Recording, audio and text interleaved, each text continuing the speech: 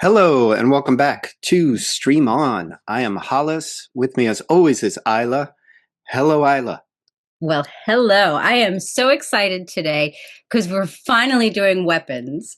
And this is a movie that I've wanted to do since it came out in theaters, and we had to wait for it to be streaming. I know you have been singing the praises of this movie ever since it came out. It hasn't been out that long. It's 2025. I know. So I'm very excited. So you finally watched it, I did. and I have a feeling you didn't like it so much. I am here to deliver the counterpoint to your point. No, Okay. I did like it. In general, this movie, like most recent horror movies for me, hmm is very light on things I've never seen before and rather heavy on things that feel familiar. I don't know why Aunt Gladys is made up like Pennywise from It. Oh, well, that's a whole conversation. And what is the obsession lately with people smashing their faces in? It's not only hard to watch and hear, especially, but it's not horror, it's just violence. Plus, it's also derivative. We already saw it in Longlegs and Talk to Me. Why do we have to see the principal kill his partner that way? That was brutal. But it's this movie that I've seen in other movies. The mother and father are chasing the child and he locks himself in the bathroom, and the face goes right through the door like The Shining. Yeah. That's another callback. Yeah. Is it an homage? I don't know. How many times can you use homage before it's just true. theft? It's But that yeah, is true. no, that's another callback to things. But here's my overriding thought: is that horror scripts now are a lot like pop songs. They all have the same hooks and the same production. You see very few things that are unique. But the things that are unique, I really like the kids all running with their hands like airplane Yeah. wings. It's got a very unique first half an hour. I really hmm was on board. I was loving it. And then it ran towards a middle and ending that kind of let me down as a viewer. Okay. That's All how I right. feel. Overall, I liked it. I thought it Yeah. was fun. It was a fun ride. But at the end, it didn't leave me with something satisfying. It's just, okay, let me watch something else. But All for right. you, it Well, was very different, right? oh my gosh, I've watched it 3 times at least. I love this movie. I think it's so much fun. Mm, I love Aunt Gladys. I don't know that you can do better than Amy Madigan did in this role. And I'm so glad that she got an Oscar nomination because it was well deserved. yeah, happy for her. This Yeah. is her second nomination. She got it for film. And I was like, oh my God, this is her second. And I had to go back and look up what her first was. Do you know what her first nomination was for? W- I might. Is it from It, the 80s?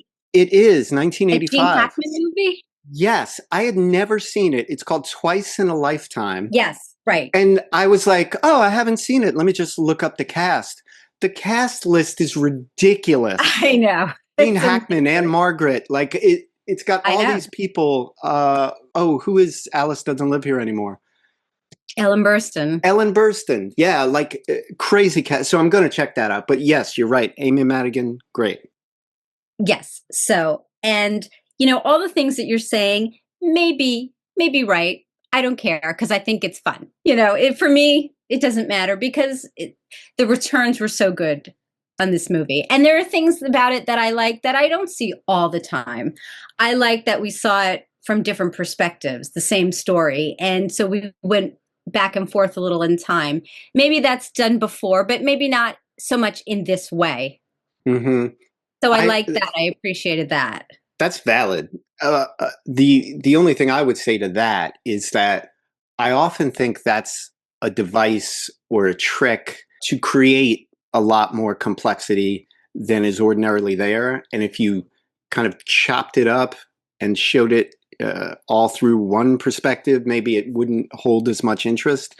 But I did like it only because I love the cast. The cast was great. So when you shift perspectives, I'm not left with anyone I don't like. I Yeah. really, Josh Brolin is great. Julia Garner was good. Alden Ehrenreich, I love that guy who played Han Solo in the spin-off movies Is from he the Star Trek. one, the drug addict? No, he's the cop. who Oh, yeah, he captures was the drug great. addict. I love that guy. Yeah, My favorite role by him is Hobie in Hail Caesar. I don't know if you saw that. I did not see that. Ah, maybe we should do Hail Caesar. It's a Coen Brothers. But the guy you were mentioning is Austin Abrams Oh, as he was great. James. Yeah, that guy's having a minute because he was in Wolves, that Brad Pitt George Clooney film. Oh, I didn't even know. Yeah, and he's running all the time in that too. But in that one, he's naked. At least here he kept his clothes on. But that guy is kind of like his career is almost Steve Buscemi like, Mhm. at least from a weight perspective. Yeah, Like he's getting that skinny weirdo thing down. that's a good niche to be in because there's not that many of them. Yeah, the phone keeps ringing when that's your niche.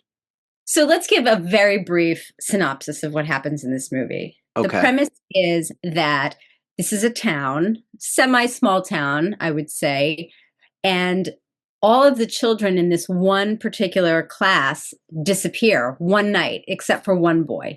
No one knows what happened to these kids. The parents all think it has something to do with the teacher, but the teacher, doesn't know anything either. Mhm. And so then we find out that they all ran out of the house at the same time of night, running and like you 217. said, yes, I think Yeah. so. Running in a very specific way into the darkness. Hmm. So And that's it's all I'll say. yeah, and it's a great premise, and the weirdness and creepiness is aided by the advent of doorbell cameras Yeah. because we get to see two or three of these kids leaving at night. And it's creepy. It's very creepy. It's really good. Can I attack a few holes in the script as I see it? Yeah, go ahead.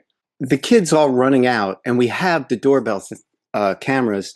That all was really cool looking, but it was such a great clue for any cops who might have been on this. And we But assume the they cops called didn't in. care. They Right. didn't care. We assumed they Only would James call Brolin. in, yeah, the FBI or something. And Josh Brolin's character did what I was saying you should do immediately. And what I'm shocked the cops didn't do is you take out a map, you Yeah, see the direction the kids were running, and you draw a bunch of lines and see where they intersect. And I and the know. fact that it's this one kid's house is like ridiculous. Did you see all of the human victims of the mind flayer in season 3 of Stranger Things standing in the basement like zombies, Yeah. being evocative of what happened to these kids here? Not until you just said it, but yeah, okay, I see that. Okay, because that's something I've seen before, and even prior to that, I saw, a bunch of people all standing that way in I Am Legend in Mhm. basements and corridors. But I like the whole missing aspect. Like I said, the first half hour or so, but you can kind of tell that the writer asked himself this question of like, what happened to these kids? And he didn't quite know.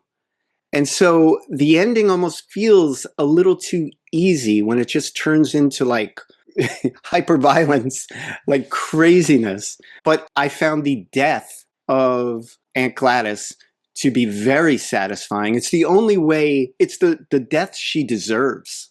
Yeah. To address a couple of your points, Yeah. I don't mind seeing something that I've seen before if it works for this story and it doesn't feel stale to me. And for me, it didn't feel stale. Okay. So I felt like it made sense that they were in the basement. Where else in a house would they be except the attic or the basement? So, and it Right. had to be in the house because that's where Aunt Gladys was. Yes. So I didn't mind that. That didn't bother me at all. Then Okay. the ending of the movie, all of a sudden it takes on this sort of comedic tone when the kids are chasing Aunt Gladys. I wish you had told me this was a comedy before I started because then I would have had. It's not, but it kind I'm of. not sure, right? But at the end, it's pretty funny. So, and Mhm. in the theater, people were definitely laughing, and I think that was intentional. I Mhm. think. I hope it I is, don't but know. who knows anymore with these films? I don't Uh, know. I think that Aunt Gladys is a character that could have legs. You could do a prequel, her story. You they could have do to be working on a prequel because given the way that she died, there's no sequel coming with her. no, no. And without her, this movie doesn't work, I think. I think you need that over the top crazy character. Yeah, but in my estimation, and that's why it seemed farcical at times. She was so made up, and they were so playing on the it thing. I mean, the shot in the park where the meth head or heroin addict lives. It's almost Pennywise in the sewer, that kind of thing. And the way that she's made up and she goes to visit the school, the second she shows up in the principal's office, he's on the phone with child services. Like, are you kidding me? And that's Right. another hole in the script to me is the teacher, played by Julia Garner, Miss Gandy. If she makes an anonymous call to the cops about the house and what she saw rather than Mhm. calling her principal, a bunch of policemen automatically show up to that house and they Well, find the that's a good kids in the point. basement. But she is not a character that makes good choices. So I could No. see her not doing that, and going Yeah. to the principal, trying to Yeah. do what she thinks is the right thing. But, she's a very troubled character. She is. I was just going to say, I could see this being a film that 3 or 4 years from now I revisit and I'm like, oh, what was I talking about? This is just fun. But but for some reason, I guess because you loved it so much, I I really had it in my head of just like, oh, it's a new twist. I didn't see as much new about it, but maybe that's all just what I'm bringing to the party. It was unfair to put that on it. I don't need something to be new if I love what it is. Mm. And as long as it's not, I can predict what's going to happen. And I could not predict what was going to happen in this film. I very much didn't know where the kids were, what happened to them. I thought that mystery was really effective. Hmm. I thought they dealt with that well because we found out not at the very end, but also not too early. So there was still that mystery throughout. But then it became about something more than that. And I liked how through the different stories, we just got a little bit more revealed. Yeah, I have to say my favorite perspective was probably Josh Brolin's Hmm. because his segments answered a lot of questions that we had early on. He's the one who painted Witch on the car. We got a little bit more about his son missing, and he's the one who was piecing it together. Right. We see how much it affected his life. Like, he can't even function. He can't even order the right kind of paint for a door or Right. like, oversee the construction that's going on correctly. He goes to visit other parents. We see him kind of connecting with people. And did you like the Justin Long cameo? Sure, that's fun. Why Because he not? was in Barbarian, Yeah, and I the other love film. Barbarian. Yeah. Yeah, but speaking of which, I have to ask a question. After watching both Barbarian and Weapons, I have to ask, what is this director's problem with women? They're this scary, grotesque creature Yeah, that are either monsters or victims. I And guess. I don't understand. And this is, some kid who's in the whitest kids who like, I, I don't want to say he lucked into this career, but he kind of is having a lot of success at a young age. Yeah. And I don't know that he's looking into how he feels about women so much. But you're a woman. Let me ask you, is it back to back? Do you see anything weird about that? So I'm not sure I find it problematic. Um, because in Barbarian, the one who was the most capable was the female character. You And know, the the monster was a female character. right, and she was supposed to be somewhat sympathetic. It wasn't her fault Mm, that she was the monster. She okay. was she had a pretty messed up life. That didn't bother me, and, I thought Aunt Gladys was so much fun. I didn't mind her being the villain, and I think I would have preferred it to a man in that role. It's just you Oh, could do so much more with a woman in that role. absolutely. No, and So, in general, more women are needed in lead roles in horror movies. They're not and more than just a especially victim. women the age of Amy Madigan too. So Yeah, so I yeah. applaud her for that. That's great. Let's address Amy Madigan's look in this movie. Please. Yeah, I get the whole Pennywise thing. When she came on screen and you really got a good look at her, not the little, jump scare moments. Right. But, I have to wonder if you're going to choose a wig, why anyone would choose that wig. That's got to tell you something about her character. When women get bad bangs at the Oh, hairdresser, for months they're lamenting them and telling everybody, "Can you believe how they butchered my bang?" Why would you buy a wig with with bad bangs? micro bangs. They're like these teeny tiny bangs. I know. You don't have to wait for them to grow out. Just get a better wig. Like, And the flip at the bottom and the color, everything was wrong with that wig. But yet mhm. that's what she likes. So, That It's tells you a like lot it's right like there. Ronald McDonald meets that girl. That's what it is. Yeah. Yeah. um, but it gives you a lot of information right away. You know, she's not right. There's something Yeah, very but off about her. anyone talking to her knows she's not right. It was just a little over the top for me, her being the face of that family. And with her like supposed nephew or whatever, the boy's father being Yeah. like zombified next to her on the couch. And she brings him into school like that, saying he had a stroke. I mean, it's all crazy. None of Yeah. it should Yeah. have. Yeah, that was insane. And with the fork marks in his face. Oh, hard to I know, watch. I know. But that said, I think it could be iconic if this movie has legs. Yeah, I mean, definitely in the last 10 years or so, Aunt Gladys is up there with, long legs and any of the other kinds of people we've been Yeah. introduced to as a good iconic character. So, none of it bothered me because I just thought it was part of the fun and the most fun part of the movie. Hmm. At the beginning, I thought the whole movie was going to be from Justine's Gandhi, her perspective. So when it shifted, it took me a minute to shift with it, but I was happy for that because I didn't find her to be the most compelling character. And I think the movie gets better when we go away from her a little bit. I think we talked about that when we talked about the quote unquote prequel to Rosemary's Baby that we watched. I'm not a big fan of that actress, and I hate to be, as a guy, I hate to say anything negative about any woman anywhere. There's enough of that. But sometimes I find in actors' trajectory and their kind of like success mystifying. There are certain actors and or actresses, if you want to use that term, they're like everywhere for a while, and then Hollywood moves on. And I don't know if it's just that, like with black actors, they only allow so many to have a moment at one time.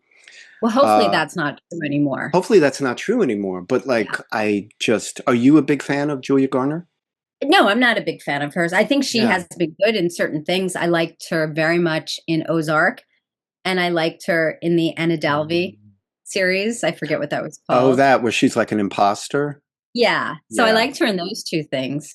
Yeah, I didn't see Ozark, and maybe that's why I don't have a runway towards, liking her as an I actress or think that something. I think that's been her best work so Okay, far. that makes sense. You know, maybe she's just not. I don't know. Maybe she's miscast in this. On paper, it seems like she would be Mm. exactly right, and I don't think she's bad in this. I just don't think it's the most compelling story there is. No, it's not. And she's this weird mixture of proactive and ineffectual. Yeah. Like, and I guess maybe that's how a lot of people are. And I mean, I've known and met an awful lot of grade school teachers in my life. And, they're not the most heroic people, Hmm. to put it like, it calls for a certain person with like patience and kind of reserved and a little laid back. Like that's the sweet spot for that. And if she had played it more that way, maybe, or if, I don't know, if she had something else that drew me in, but then you make her like an alcoholic or a recovered alcoholic on top of it. And I don't know Yeah. how many things she's playing at once, but it kind of, I think it was overcomplicated for the role. And also, she's annoying. Like, she doesn't listen to anybody. Yeah. She's told to stay away because that's what's good for the kid. There's this one, the one kid that shows up, she gets overly attached to him and she kind of stalks him. And the principal says, don't do it because it's good for you. It's not good for him. And he makes Yep. that point to her and she doesn't hear it. She doesn't really care because It's she thinks true. she knows better, I think. Yeah. I like that dynamic because kids all the time are looked down upon. It's like they don't know what's good for them. I know what's good Mhm. for them. And she has this horrible quality, which is like, no, but I need to talk to you. It's like, who cares what you need? Right. She thinks she cares, but she really doesn't care. Hmm. And also, she's driving kids home, even though that's against the rules and inappropriate. You get the sense that she's doing that because she cares, but she just can't be appropriate. Yeah, she has a problem with boundaries, which is mentioned by the principal. Yeah. who is fantastic, Benedict Wong. I don't know I've if you never seen him watched. before. Have you? Really, I've seen him before only because I watched most of that show Marco Polo, and he played Kublai Khan, Oh, okay. and he's fantastic in that. And then I saw him in this, and he's doing this like kind of almost Midwest accent or something. I thought he was like in Fargo or something using that accent. I looked him up. The guy's from Manchester. Oh, really? He's from Salford. I was like, You "Are never you know. kidding me?" Yeah, he's a British actor. It's great, And but he's really good in this. he's really good in this, and he's like, it's like he spent like 400 more hours in the makeup chair than any other character here. I His know, those eyes are bugged eyes. out of his head. Wow, I know. And he gets to do so many things in this movie. The part is not huge, but he has more range than maybe anyone else in this movie. You're absolutely right. Everybody gets to play like one or two things, and this guy just has a tour de force. You know, Yeah, he's the authority guy at work, and then he's this kind of like a therapist with the when talking to Julia Garner, and then he's right. got this gay life at home, and then he That has you to never would have deal. guessed. Yeah. Never would have guessed, and then he has to deal with Gladys in his home, and then he attacks his partner, and then he's like Oh, attacking. Like he's got a wide range. You're absolutely right. it's so good. Yeah. And I love when he comes and attacks Julia Garner and we have no idea why. That's No. that's the good part of the story. I like that. And then we go back and we find out, through someone else's story. So I like all of these little moments in the movie. Yeah, I'm no, going to you're try to right. convince you that it's more fun than you Yeah, think. no, I'm getting on board. I am. I am. Uh, I like also that it makes you think about stuff like the cop character, Paul, who had a romantic relationship with Miss Gandy, and then they rekindle it For a because she night. asks him out for one night, and she has to answer for that when his girlfriend comes at her. But My second favorite character in the whole movie. yeah, of course, I figured you would love her. But he's a good guy. It seems he's like one of these good guy cops. You think at You first. think. And then we see him, he hits a guy in frustration. He hits the drug addict because he tells him, do you have any needles on you? And he gets stuck even after the guy swears he doesn't. And it just goes to show you all the terrible cops out there abuse suspects. And then even the good ones, quote unquote good ones, on a bad day abuse suspects. So is expecting to be treated well by any police officer even possible in this Well, kind of world I that know. I have many other reasons that I think he's not a good guy. So let's start with that. You kind of understand why he did that to the guy because he did get stuck with a needle it's a after he asked, reaction? but you can't, right. And, now he's panicking. But this is a criminal you're picking up and someone on drugs. You can't expect that they're going to tell you the truth. Right. So, why even ask him? You should have, like, I would think or hope that they would have like maybe gloves that can't be punctured for cops to use, Yeah, things like that. That's the answer more than asking the suspect that's a good who point. is under no obligation to tell the truth just because you ask him. Yeah. So, And he had enough to bring the guy in on suspicion. He didn't have to search absolutely, him right there. exactly, just bring him in, right? So that's number one reason he's a bad guy because he punched him when he was in handcuffs. The guy really couldn't do Yeah. anything. Not cool. Um, Although I do understand why he would want to. He is the law enforcement, so he should be better than He the should be criminal. above that kind of thing, So held to a that's higher number one. standard. Yeah. So number two, I try not to make a moral judgment on this, but he does cheat on his either wife or girlfriend. Go ahead, make the judgment. Well, I'm not. I really Yeah. don't judge what people do because they do Right. it for so many different reasons. But that's another reason that someone might think he's not a good guy. Yeah, you're right. Number three, but Ooh. this I will judge him for. He has sex with Julia Garner that night, and he doesn't know if he's been infected with anything from this guy that same day. Oh, I thought he had sex with Julia Garner. He leaves and then the next day he gets stuck. I am pretty sure that no, I think that happens, and then he sees Julia Garner. See, I have trouble because of the way this was chopped up. I could be wrong, but I And the don't shifting think so. perspectives. Yeah. So I think that's the worst thing that he's done. Okay, because I thought it was all he's driving into the precinct. He parks. He sees her with the witch on her car, and he like waves to her, she waves. That put it in her mind to like text him. So that night they meet for a drink. The Right, so he's next already day, been stabbed. Because huh. didn't that happen? Didn't he go after the guy right Oh, and then he lets, after oh, that? Jesus Christ. Wow, Isla. Oh my God. Maybe you're right. Yeah, So if I'm right, that's you're horrible to right. do. I didn't see that coming. Boy, what a So jerk. and so, so he's very problematic. It's a credit to that actor though that I still like him Yeah, even right. after all that because he's just so damn likable. I don't know what it is about him. But he's not a good guy. No, But he seems like he's going to be. He's set up to be the good guy, and then he turns out not to be. And I like you're that. right. I think that that's kind of fun in this movie. Yeah. Is that part of it? Are they setting it up that everyone we meet is not likable? There are no likable people. Like what message do we draw from that? I think Josh Brolin is fine. I don't think he's unlikable. He painted witch on her car. His He son, knocked on her door at night. I He's know. stalking her. He's terrorizing her. He's calling and He's just hanging up. He's yes, yes, all of that, yes. But he thinks she is responsible for his son being missing, and he's not getting any help. I think he's not in his right mind. well. And also, How much do you excuse? yeah, If he okay. then choked her, would he? That's No, that would be understandable. wrong. And but then he does help her when she's being attacked. Yeah, So I yeah, do so because he helps her and he really risks his life to help her, I'm gonna say yeah. he is a good guy. Well, I'm going to throw some salt on that. Let's And see. here it is. Deal with this, lady. Uh, at the end, when we find out who Josh Brolin's kid was, he's the asshole who was Yes, bullying the lead kid that was left behind. And I I was was like, gonna say fuck this. that kid. He shouldn't have I know, survived. Not everyone. We need less bullies in this world. I know. We I shouldn't was have people looking to rescue them. So where do you think he got the bullying from? the Maybe mother, Josh Brolin's character isn't a good guy.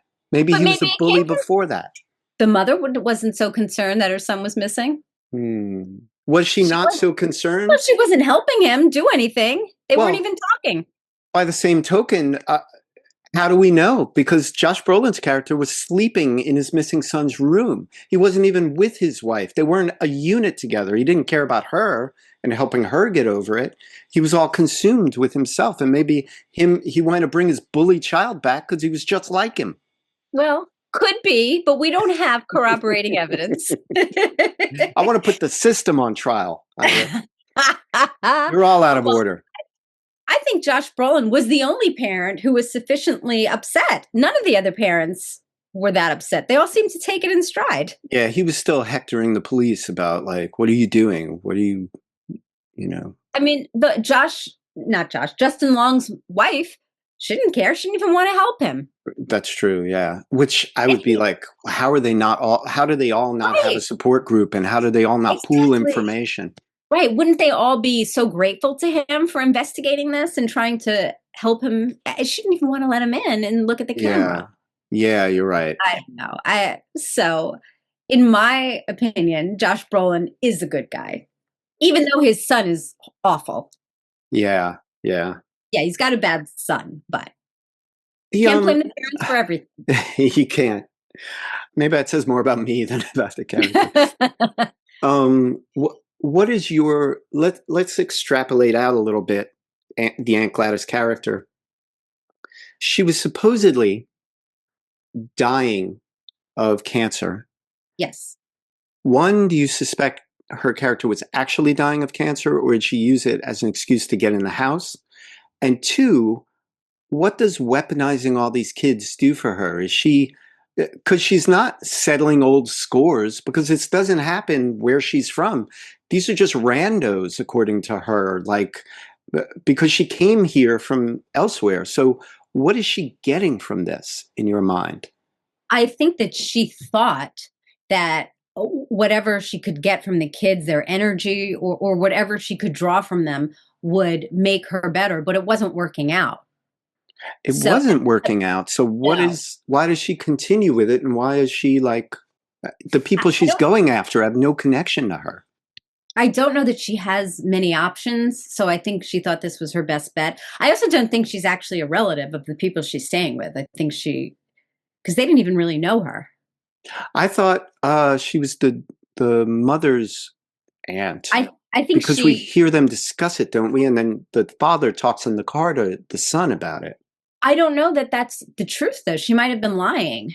She might have somehow cast a spell that ingratiated herself to the. Maybe. Yeah, I don't know because the niece, the mother of this kid, she Mhm. didn't really know her. She just had heard of her. Hmm. So who knows? I don't. I'm not See, sure. this is part of my problem, Isla. The ending does not seem thought out at all. Well, it And doesn't answer a lot of questions for no, and I sure. mean, if you're going to do it, like, let Aunt Gladys get younger when some of these attacks happen. Maybe take away some of the things. Make her real hair grow back after a couple of these deaths. Like, give me something that I'm like, oh, okay, I can see this. But coming from nowhere and just picking this neighborhood and then getting all these kids and then, I'm just left with all these questions that are unanswered. It does seem arbitrary a little bit. Yeah. I think she had a plan, but then it just didn't work the way she thought it would. Then I need to see that Right. We on didn't see that. some level. I agree with you. See, we're Um, working on each other. we are. We are. But I'm still gonna like I know. it. I can't stop you. So I want I to don't talk want about to. I want to talk about two actors in this movie. One is June Diane Raphael, who plays the partner of the cop who attacks Julia Garner. Oh, yeah. She's great in everything I've seen her in. She is in Grace and Frankie. Grace and Frankie. She's so good in that, and I mean, she's great in everything, and she brings so much life to this movie. I tell you, I've been seeing her for years in a million different series, like Hmm. always doing 3 episodes here, 4 episodes here. And she always kind of, the first time I saw her, I was like, yeah, I don't like what she does. I don't like her shtick. Really? Yeah. But then, she's been at it so long. She's really, really good now. As you point out, she does a lot with a little. You get a sense of the history between these characters just in her kind of attack. She's got a weariness to her. She's got a been here, done that feeling to her, even as she's like got this immediacy of the scene she's in. But she also has another scene with the The cop cop, Paul. where That's she right, where she realizes, gets it out of him. yeah, and you just see that you see the hurt on her doing very much. You just see it, and so you see why later that attack happens. You're right. And I think this is a thing with some guys. Like he kind of wants to blow up that relationship based on Yeah, how he talks to her. Like he could work harder at being slick about it, and he he doesn't at didn't all. even try. She said, "Where were you?" And he couldn't think of an answer. He didn't care enough to think of an answer. Right. He didn't plan anything when he came home. Although I think he didn't expect her to be there. She was away and she came home early. Right, But right. are we saying that he should have lied to her to protect her? I don't know. No, it's never to protect her. It's only to protect him. But Yeah. I mean, I was shocked he didn't work at it harder. I think Or this, at least start with, "I'm so sorry." yeah, but I think he played it that way because the one night stand the night before went so well. She didn't become drunk and whatever. And in the morning, she was even up before him and woke him up with the Yeah. Nilsson Yeah. song, Gotta Get Up. Yeah. So I think he was kind of like, maybe I'll get back with Candy. Oh, maybe, which would be You know, terrible because, terrible. and she made him drink when he was on the wagon. She got him to drink. Oh, do you think he drank? He We did didn't drink. see it though, That's did we? oh, but I think we did. But even Uh, if we didn't, June Diane Raphael said as much. So yeah, she definitely was not good for him. He's not good for her. yeah. But you know what? If you've got to police someone you're with to ensure that they don't drink, that they don't cheat Mhm. on you, that they don't whatever, you're not in a relationship. You're No, just it's a already shepherd. yeah, right. And you can't feel good. It just that doesn't feel good to be that person who has to do that. No, it's not. It's not comfortable and it's not sexy and it's not rewarding. No, right. Yeah. Who's the other person that you wanted to call out? Other person is Scarlett Shear, who is the child narrator of this film. I think she does such a great job. She just gets the tone so right. That's what I was going to say. She sets the table perfectly for the movie, and then she ties it up nicely at the end. Yeah. And of course, people aren't going to notice her because you don't see her. So I just wanted to call her out because she does such a Right. good job. I'm glad you did that, because the second time I watched it, I was like, "Oh, right, it opens with a child narration." Like I had Yeah. forgotten. I So don't know if she's one of the kids who are, the extras in the. right, she might have Yeah, been people know. opening it that way and closing it that way with the voiceovers, and maybe she comes in the middle. I don't remember. It adds to the kind of fairy tale nature of it. Yeah. That kind of weird, kind of Grimm Brothers kind of feeling about these dastardly tales of children, coming to meet horrible ends. It was creepy as well as sweet sounding, given the Right. context. Yes. Very much so. A child's voice, as sweet as it is, can be really creepy very easily. Yeah, absolutely right. Absolutely Especially right. if they're singing. Forget it. Then you run the other way. Yeah. So tell me this. Where would you put weapons in your all-time films? Does it come It anywhere no, it near top 10, top no. 15, top 20? No, no, no. Okay. It's not an all-time favorite. It's just a this year favorite.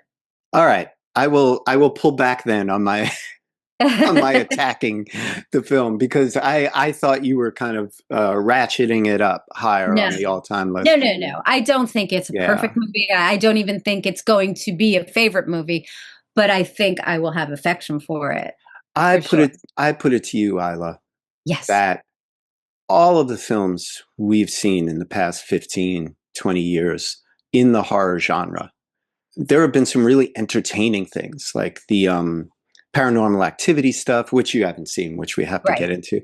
Yeah. But the Insidious and all of the Get Out, all of these things, they can be in the best horror films of the past 20 years.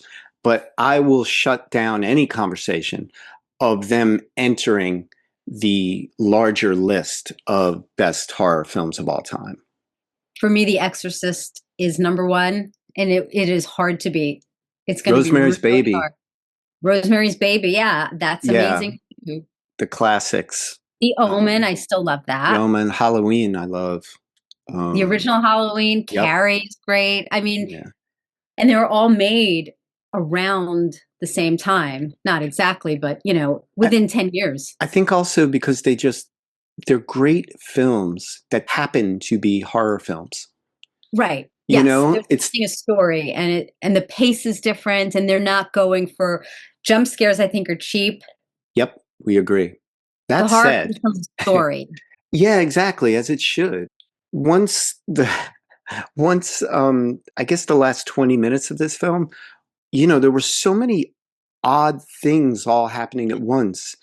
The salt lines, and the zombies with who each were going after different people, and the taking so long for the one child, Alex, to kind of like, we could see what Alex was doing and we could see it coming, and it didn't Yeah. happen as quick to like surprise us.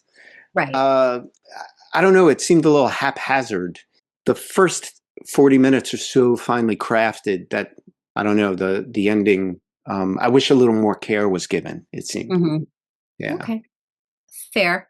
Thank you. But I will not, your assessment that this is a fun film is absolutely fair. There's something that films, I don't think, get praised enough for, and it's just watchability. Yeah. And no matter how I feel about it, I'll watch it right now if you want to put it on. Like, it's got a great tone.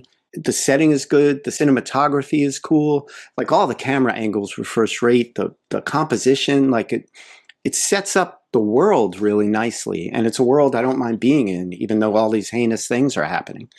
And here's something that's a big deal these days. It made me go to the theater to see it. I wanted to see it enough that I went out of the house to do That it. is rare. Yeah, you did see it long before we could cover it because it wasn't Right. streaming. Yeah. So, Yeah. that's praise in itself. And it was worth it. I liked it. I was happy I went out to see it Yeah. because Now, I used to love to go to the theater, but now I just want to watch movies at home because you can. Yeah, it's so much easier. But I do think probably that made more of an impact on you because there's maybe another element that grabs you in a theater that you don't get at I think home. you're And I, completely right about that. And the element is other people yes, reacting to you, reinforcing what you think. It's just the shared experience of being there with other people adds a lot of fun to it. So I think you're absolutely right about that. And I cool. also paid attention in a way that I wouldn't have at home. You're right. Maybe You that know, second added to my screen. Yeah. disposable feeling about the film at the end. Right. So let me ask you, what do you think of Amy Madigan's Oscar nomination for this movie? Uh, who, just tell me very quickly if you can remember two or three other people nominated for that category. I think Tiana Taylor. Is she supporting? I'm not sure. Oh, I don't know. The woman, I don't know her name, but from Sinners. Oh, okay. I still haven't seen that. Who else is in the? I don't know. Maybe you should look it up. It might be better. Yeah, I think I'll look. Oh, from One Battle After Another. Yes, Tiana Taylor. Tiana Taylor is. Oh, yeah. Is she in supporting? She would have to be, I think. First Oscar nomination for Best Supporting Actress for her role as Perfidia in the film One Battle After Another. Elle Fanning, Sentimental Value, which I'd never I even hear heard that of. movie's great, but I haven't seen I it. believe it is. I love her. New Jack Fanning, Elle Yeah, yeah. Fanning, because Dakota is OG She's Fanning. really good, yeah. Uh, Inga Ibsdotter Lilias is also nominated for Sentimental Value. That must be a good film. I know. Uh, I saw Skarsgård too. He mm, won the Golden Globe for that. I've got to see it. Wunmi Mosaku Yeah, is and she's nominated great. for Sinners. Yeah, Yeah, and Amy Madigan for Weapons. Yeah, I don't know. I'll have to see Sentimental Value.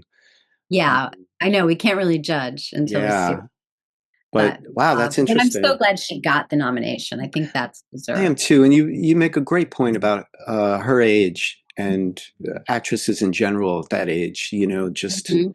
the fact that they can find not just a role but a substantial, impactful role Right. is really, really something. And she's married to Ed Harris, who's made a career of finding roles for men of a certain age and Yeah. past a certain age. Plus, he was in Creep Show. Don't ever forget. His dancing in Creep Show, I just want to I want to dub all kinds of different music over that, like some hardcore second punk or only, second only to Al Pacino's Dancing and in Cruising. Cruising. You're That's absolutely right. I all mean, time number one. Pacino was on amyl nitrate poppers. What's Ed Yeah, Harris's excuse? that's right. He's got everything. He's got the whole Oh spinning yeah. and oh, it's so good. But Ed Harris and Amy Madigan together, when they get to work together, it's just magic. Yeah, they should be so after what 40 years or something I know. together. I know. But they're Yeah. great. And she's great. And so I'm really happy. What did you think just of the Oscar nominations in general? We should address that. I I feel I don't know enough in general. Okay. Well, I Uh, was surprised at how many of the nominees I had already seen because many of the Best Picture nominations are movies that are streaming already. So that's nice. that is nice. You know, one of the things that's on my list to see, I just see Kate Hudson was nominated for Best Actress. I'm Song Sung Blue is one that I really want to see. Me too. I hear she's great in that. I didn't even hear of Song Sung Blue until I saw that she got the nomination. Oh, And I'm really? like, yeah. And then I'm like, holy fuck, Hugh Jackman is Neil Diamond? Like, Well, not as a Neil Diamond impersonator. but you say, yeah, but playing that just kind of writes itself. It's Oh, crazy. yeah. I do you know there's a film, I forget the name of it. Let me look it up. Jack Black has like a Neil Diamond impersonator band. I kind of do. That it sounds familiar now that you say it. Uh, Separate from Tenacious D. yeah, totally separate. Oh, Saving Silverman. It's him and Jason Biggs are in it, and Yeah, Steve Zahn. And that's that's right. Yes, yes. when we open on them.